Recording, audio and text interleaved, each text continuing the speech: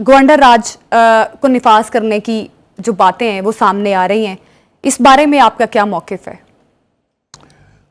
देखिए, पहली बात तो यह है कि ये जो 24 नवंबर का धरना था और 26 नवंबर को जो उसका ड्रॉप सीन हुआ और 27 को और ज़्यादा वाजे हो गया, उसने बहुत सारी चीज़ें तय कर दी हैं। अच्छा, बहुत सारी नई रियलिटीज सामने आई हैं, पार्टी के लिए भी, पार्टी की लीडरशिप के लिए भी, और पाकिस्तान के वो लोग जो पाकिस्तान का दर्द रखते हैं उनके लिए भी बहुत सारी नई चीज़ें जो हैं वो हो रही हैं जी। एक बात तो ये तय हो गई कि जो भी पार्टी माइग्रेटरी बर्ड्स और पैराट्रूपर्स पर इन्हिसार करती है उसको बीच मैदान में, बीच चौक में जलील होना पड़ता है, क्योंकि मुश्किल वक्त आया नहीं और वो भागे नहीं। बहुत पीछे जाने के लिए मैं तैयार नहीं हूं, इसलिए कि मौजूआत ऐसे हैं कि हमें गुफ्तगू बहुत करनी है। लेकिन अगर मैं आपको 2018 के इलेक्शन से पहले और 2014 के धरने के बाद क्या दो जुमलों में मंजरनामा बताऊं, तो इस बड़ी मिकदार में माइग्रेटरी बर्ड उड़ उड़ के दूसरी पार्टियों से आए थे, और अगर मैं तजिया करने बैठूं तो 60% जो क़यादत है पीटीआई की वो दूसरी पार्टियों से उड़ उड़ के आई थी। अच्छा। और अगर मैं इसकी आप बदतरीन मिसाल आपको दूं तो जब 9 मई हुआ तो उसके बाद क्या हुआ था, उससे ज्यादा बरकरफ्तारी से सारे माइग्रेटरी बर्ड उड़ उड़ के या पुरानी पार्टियों में पुराने घोंसलों में चले गए थे या नए घोंसले बना लिए थे उन्होंने। ये मेरे और आपके सामने की बात है, कुछ ज्यादा इसके लिए सबूत देने की जरूरत नहीं है। लिहाजा एक तो ये माइग्रेटरी बर्ड्स और पैराट्रूपर्स जो हैं उनको जरा डिफाइन करते हैं। Who are the paratroopers? Paratroopers वो हैं जिनका पार्टी से कोई लेना देना नहीं है। पार्टी ट्रूपर्स वो हैं जिन्होंने मार नहीं खाई हुई है पार्टी के लिए, जो मौके की नज़ाकत को बुनियाद बना के शामिल हो जाते हैं। अब आप मुझसे पूछेंगे, ये मिसाल दे के साबित करेंगे? बिल्कुल, एग्जांपल आप मुझे बताइए, लतीफ़ खोसा क्या ताल्लुक है पार्टी से? कौन सी कॉन्स्टिट्यूंसी है उसकी, जल्दी से बताएं। बैरिस्टर गौहर का क्या ताल्लुक है पार्टी से, बताएं क्या कॉन्स्टिट्यूंसी है उसकी? एक नहीं, मैं आपको सलमान अकरम राजा। अब इनमें से ना जो पैराट्रूपर्स है इनमें से मेजॉरिटी वकला की है।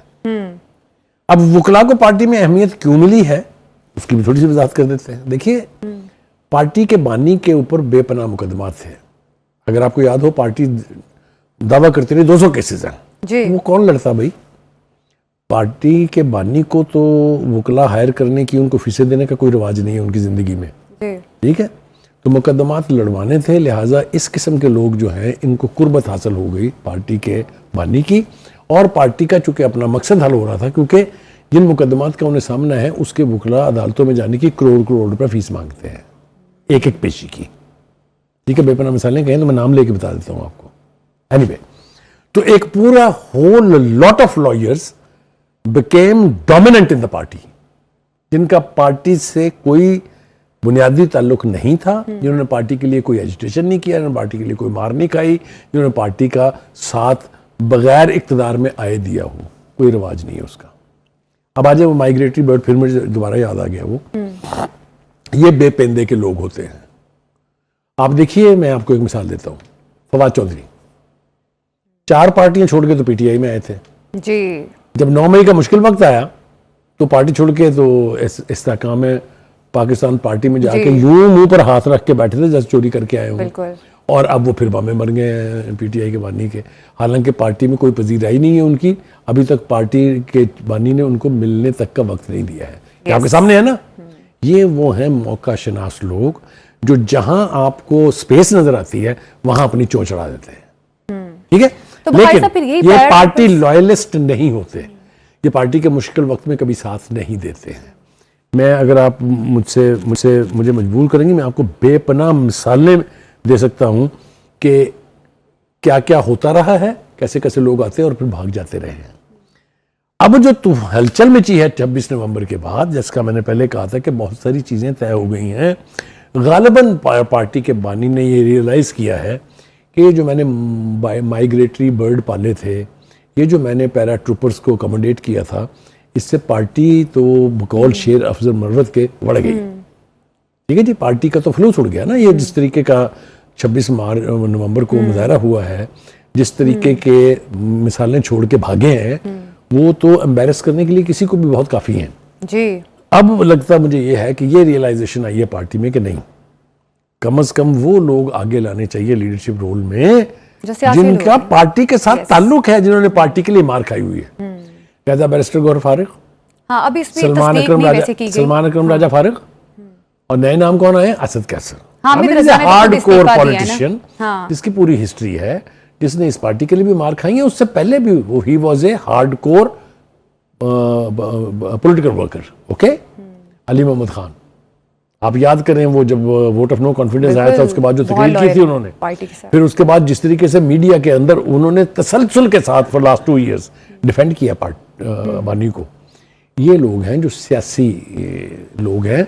इनका आगे आना मैं समझता हूं जाती तौर पर कि इज ए गुड ओमन, कि इन लोगों को मौका मिल रहा है। अच्छा बुखारी साहब, अब हामिद रजा साहब ने तो इस्तीफा दे दिया है, जिसकी तस्दीक भी पाकिस्तान तहरीक इंसाफ ने भी कर दी है, बाकी भी सोर्सेज इस चीज़ को कंफर्म कर रही हैं कि हाँ इन्होंने इस्तीफा दे दिया। अब पैरा ट्रूपर्स पर अब बात कर रहे थे, क्या इसका मतलब ये है कि वाकई बानी पीटीआई को पाकिस्तान तहरीक इंसाफ में इतने सारे एहतजाजों में नाकामियां, और वैसे पाकिस्तान तहरीक इंसाफ की जो अपोजिशन बनती जा रही है, क्या इस चीज़ का इदराक हो गया है कि पैरा ट्रूपर्स की वजह से ही पाकिस्तान तहरीक इंसाफ काफ़ी पीछे चली गई है? अगर मैं ये तस्लीम कर लूँ कि सुन्नी इत्तेहाद के सरबराह हामिद रजा साहब जो हैं, उन्होंने मुस्ताफ़ी होने का फैसला कर लिया है, जी।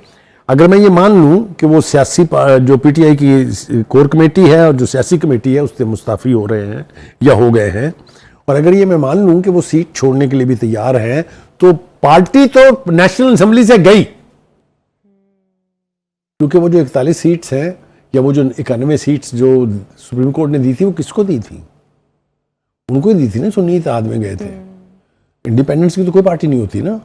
तो आप जरा सोचें कितना गंभीर सिनारियो बनेगा अगर ये वाकयातन सही है। जी। आ जाए जनाब। मैंने कहा ना कि वक्त हमारे पास थोड़ा है, हमें बहुत ज़्यादा बातें करनी है। माइग्रेटरी बर्ड्स और ये जो पैराट्रूपर्स हैं, इनके बारे में मुझे वो एक फिल्म थी, बिन रोय शायद उसका नाम था, जिसका वो बड़ा मारूफ डायलॉग है, जब पाल नहीं सकते तो पैदा क्यों करते हो? भाई जब ये साथ नहीं दे सकते तो इनको चारा क्यों डालते हो, उनको क्यों वो डालते हैं? लेकिन वो कहते हैं ना कि हर पार्टी और पार्टी की लीडरशिप के लिए इम्तिहान के लम्हे भी आते हैं और उसमें अच्छे फैसले भी फिर हो जाते हैं। तो मैं समझता हूँ पॉलिटिकल वर्कर्स को सामने लाने का फैसला अच्छा है। ये तो होगी एक बात। अब आगे बढ़ते हैं जनाब।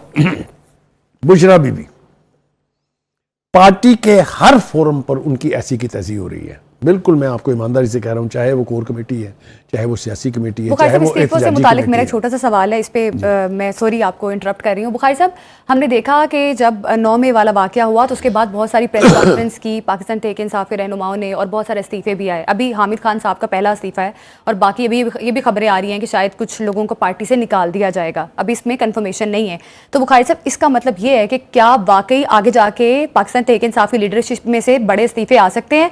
क्या प्रेस कॉन्फ्रेंसेज और फिर वही वाला जो एक हमने दौर देखा आपसे कुछ महीने पहले दोबारा शुरू होगा? ये ना आपने मुझे छेड़ दिया। अच्छा खासा मैं जा रहा था, अवॉइड कर रहा था कि इसके ऊपर रेजिग्नेशन भी मेरे माइंड में सवाल था लेकिन आपने बहुत अच्छी बात की है। देखिए बहुत सारी चीजें हैं। एक तो मैंने कहा ना कि पार्टी के साथ जो डेडिकेटेड डिवोटेड लीडरशिप है वो तो कहीं नहीं जाती ना। हाँ जी। लेकिन जो ये पैराट्रूपर्स हैं, जो फसली बटेरे, ये भाग जाते हैं, हमेशा भाग जाते हैं। 9 मई को भी भागे थे।